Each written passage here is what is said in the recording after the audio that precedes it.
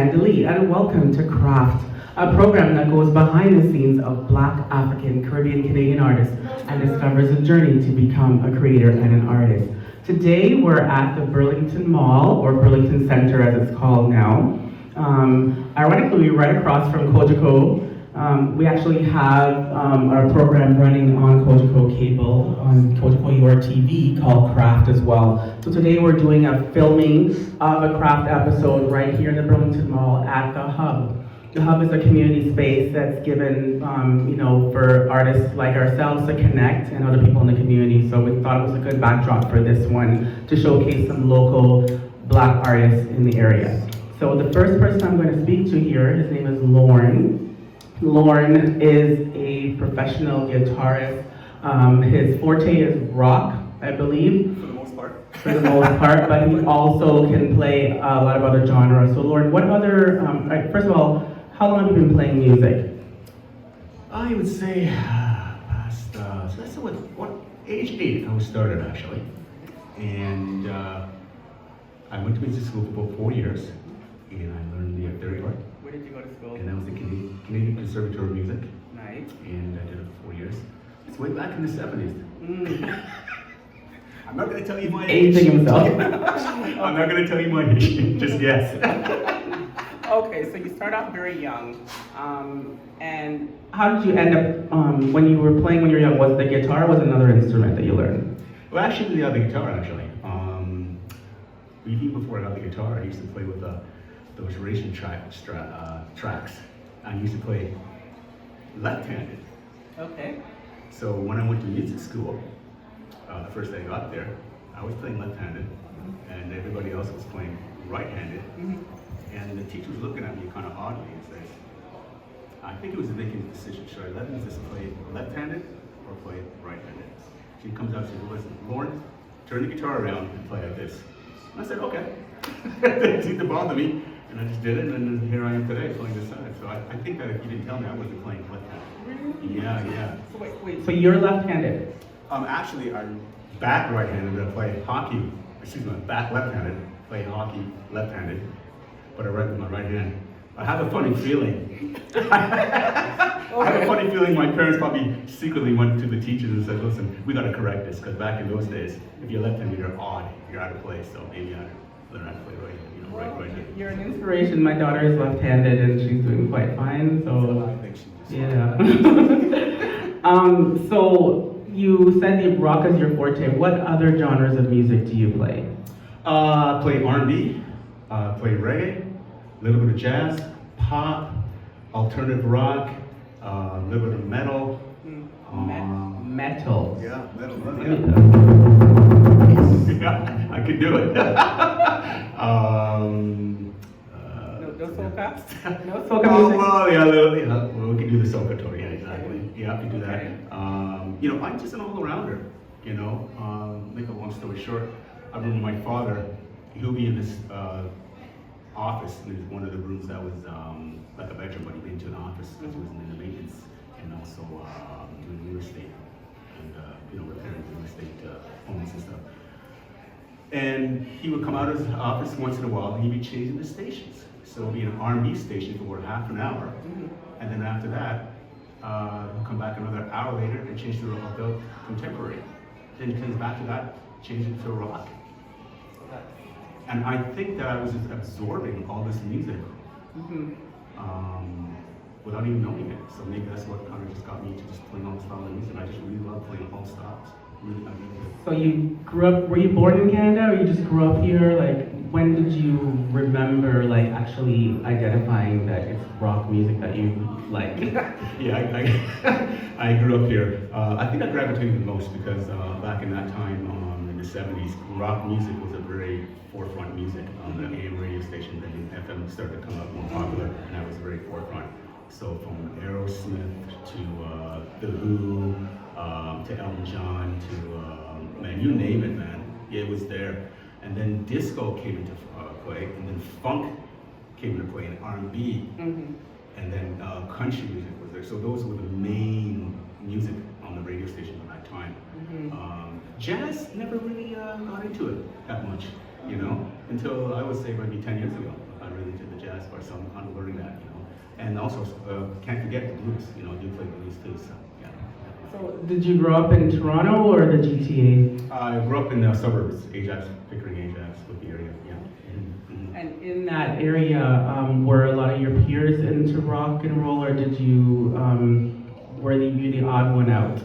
In terms of being, obviously, you know, are you Caribbean background? So being from the Caribbean, did anybody in your family say, why are you listening to that type of music when you have our music? Actually, no. My parents were fine with it, you know, whatever moves you, that's it, you know. And lucky for me, I wasn't outcast like that at school either, so I was able to do what I want to do.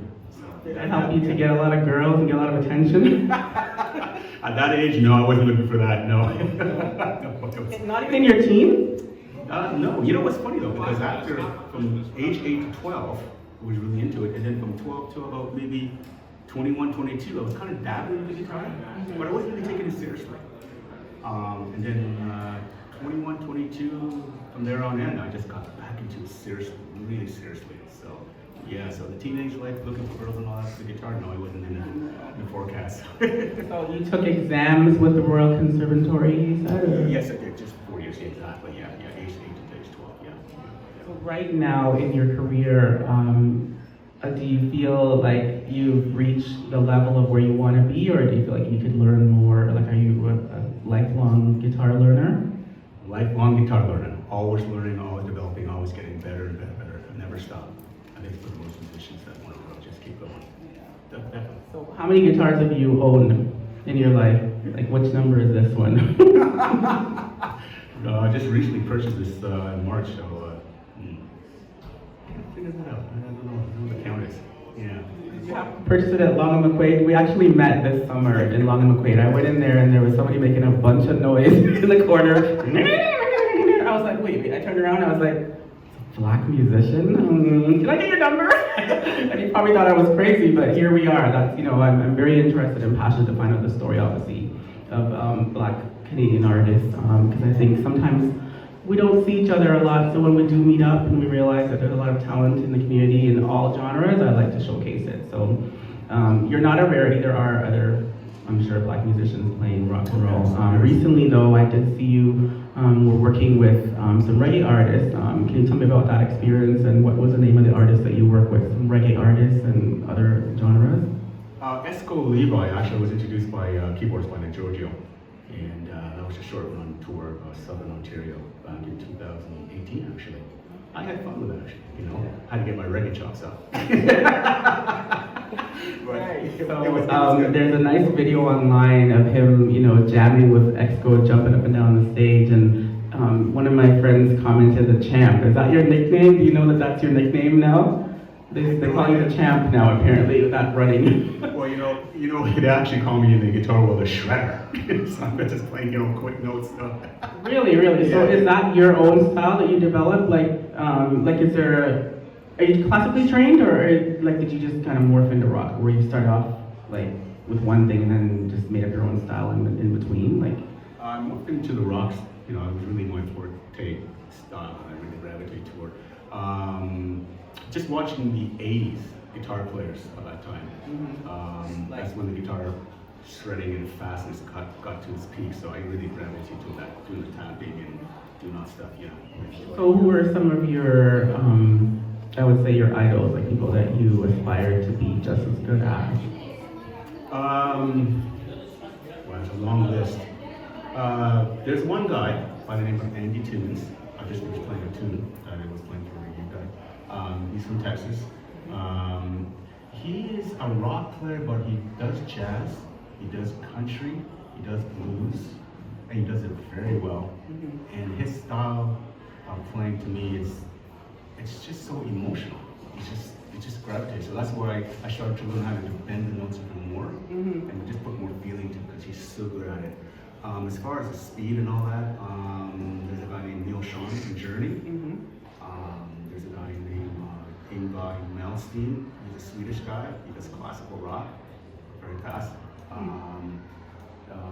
To the jazz guitarist, we want to go there. Sure, Wes Montgomery, can't compare that. The octave, beautiful player, of course. Oh yeah, Joyce Benson, of course. Of course. Of course, we learned a little bit from those guys. Has Jimi Hendrix played a role in your in your interest as well? Well, you know what's funny about that? I never really listened to Jimi Hendrix music. There was a time, I would say back in the early 90s, there was a bass player. And he was working for Rogers TV. And so I would get together with him and play with the drummer. Because at that time I was trying to get my trio together, for guitar instrumental. And he says, listen, Lorne, have you ever listened to this guy, Jimi Hendrix? Do you know who he is? Oh yeah, I listened to him, but I never really listened to him really intensely. You know? And he said, you know what, get this album. I think it's called the Jimi Hendrix Experience. And he said, you'd be blown away. I was totally blown away. I just couldn't believe what this guy was doing, his music. So what happened is that I listened to Jimi Hendrix and I was blown away by this album. I didn't realize his creativity in music, his guitar playing. Wow, and I checked out some videos that he was doing. I was like, this guy was so ahead of his time. And there was actually some music that he created that other people actually stole and put on their records. I just couldn't believe it. The riffs, the chords. This guy was just so ahead of his time. He was amazing as a guitar player. I mean, you know, he just set the height, you know, for other guitar players to follow in the 70s and onward. To this day, there's guitar players that still play some of his songs and still say he's one of the greatest guitar players ever lived. He's kind of like a Beethoven. He just never go away. This is how he is, you know. Singing, style, everything. He had it all. So you aspire to be the next Jimi Hendrix of Canada. I don't know how to sing. You know you want. So one more thing I wanted to know. So right now you're basically freelance, or are you in a band? Yes, I am actually freelancing at the moment. So yeah, just a session player. People call me up to do session work and play live. So that's what I'm doing at the moment, yeah. And where can people find you online if they wanted to follow you or book you? All right, you can find me on YouTube, Lorn Hind, and also on Instagram, Lorn Hind. All right, Lorne, so just give us like maybe about 4 minutes of your craft and, you know, give it your best shot. Hit me with your best shot. Hit me with your best shot. What's your best shot, buddy? Let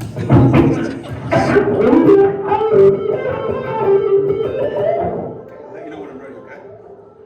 Okay, Lorne. Fire away. Hit me with your best shot. Hit me with your best shot.